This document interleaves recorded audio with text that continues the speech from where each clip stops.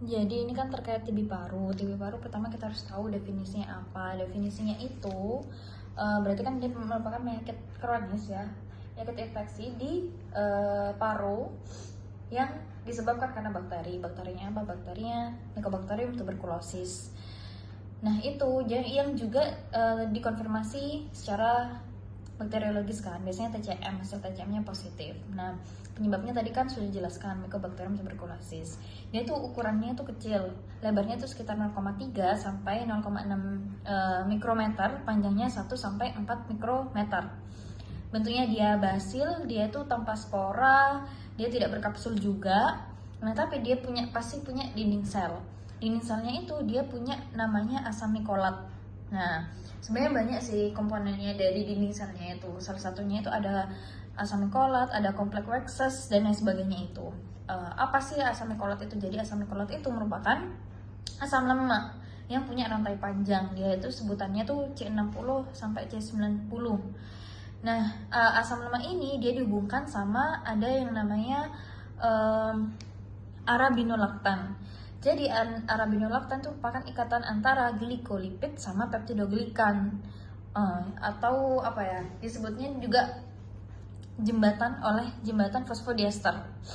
Nah, gara-gara si arabinolaktan ini dia itu yang bikin dia tuh tahan terhadap asam. Nah, oleh karenanya kenapa dia kok disebut bakteri tahan asam. Oke. Lalu selanjutnya terkait klasifikasinya. Nah, klasifikasi dari TB itu banyak ya, kita bedakan dari terkonfirmasi bakteriologis, terdiagnosis klinis, dan lain sebagainya. Terkonfirmasi bakteriologis itu berarti misalkan TB paru dengan BTA positif. TB paru pokoknya berdasarkan hasil radiologisnya, pokoknya hasil pemeriksaannya itu apa. Terus kalau terdiagnosis klinis juga sama, TB paru dengan BTA positif. Lalu kalau misalnya TB berdasarkan lokasi, ya udah kan berarti kita bagi dua, di paru karena kan dia infeksi utamanya di paru, sama ekstra paru. Di paru itu juga termasuk TB Miller, itu juga termasuk di parunya. Tapi kalau misalkan ekstra paru ya udah, kalau misalkan di otak berarti meningitis TB, kalau misalkan di tulang belakang berarti spondilitis TB. Terus ada juga limfadenitis, berarti kan di KGB-nya itu. Terus juga dibedakan status HIV-nya, apakah dia berarti nanti sebutannya TB dengan status HIV positif, TB dengan status HIV negatif, atau tidak diketahui status HIV-nya. Terus berdasarkan pengobatannya kan pertama ada kasus baru.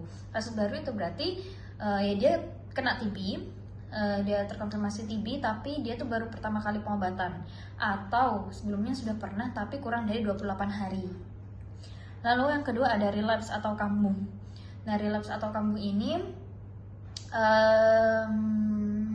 dia itu sudah pernah terdiagnosis TB sebelumnya, pengobatannya juga selesai dan juga sudah dinyatakan sembuh, tapi saat ini tuh lagi kambuh. Lalu yang ketiga ada putus pengobatan. Putus pengobatan itu jadi pasiennya tuh sedang masa berobat, tapi dia itu sudah 2 bulan berturut-turut tidak konsumsi obatnya, jadi disebut putus pengobatan. Atau pengobatan gagal itu ketika dia itu sudah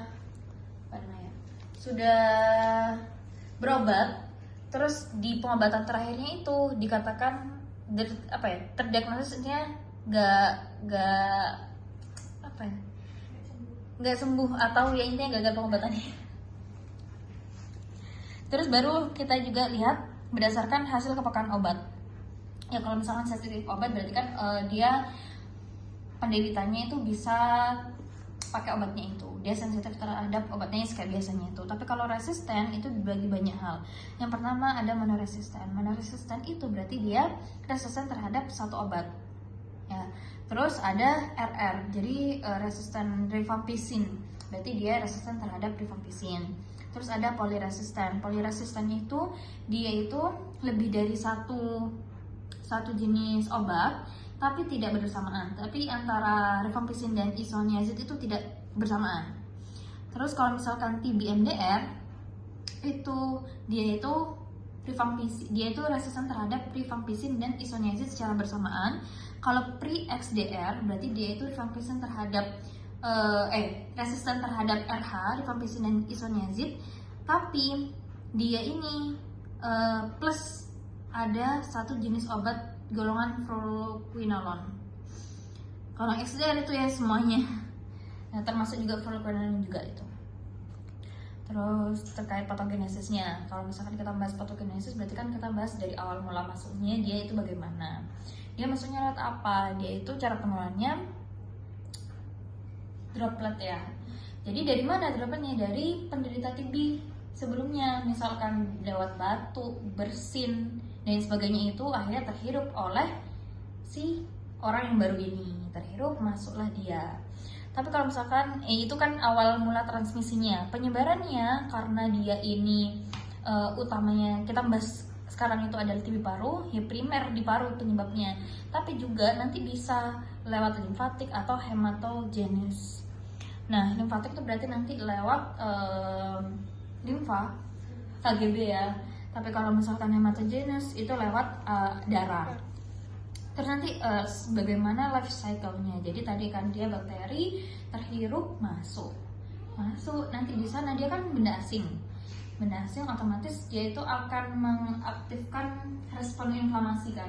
Jadi si tentara-tentara tubuh kita dia akan memfagosit dulu. Si makrofag datang, dimakan dulu sama si makrofag, difagositkan. Tapi karena si bakterinya ini kuat kan, jadi dia itu gak langsung mati. Jadi dia masih ada di dalam si makrofagnya itu. Nah, karena dia gak langsung mati, akhirnya si makrofag itu manggil tentara-tentara yang lainnya, neutrofil, sel B dan lain sebagainya, itu akhirnya berkumpul semua. Akhirnya terbentuklah granuloma. Jadi kayak lingkaran itu mengelilingi atau membatasi si makrofag tadi yang isinya bakteri. Nah, di sini nanti itu bakterinya itu bisa dorman, bisa aktif, tergantung kondisi pasiennya. Misal imun pasiennya itu lagi baik, ya dia akan nggak menjadi yang aktif. Tapi kalau misalkan dia ini imunnya lagi buruk, contohnya ya emang dia lagi memang terinfeksi, terus dia ada komorbid lainnya, ada HIV dan sebagainya, maka nanti bisa aktif.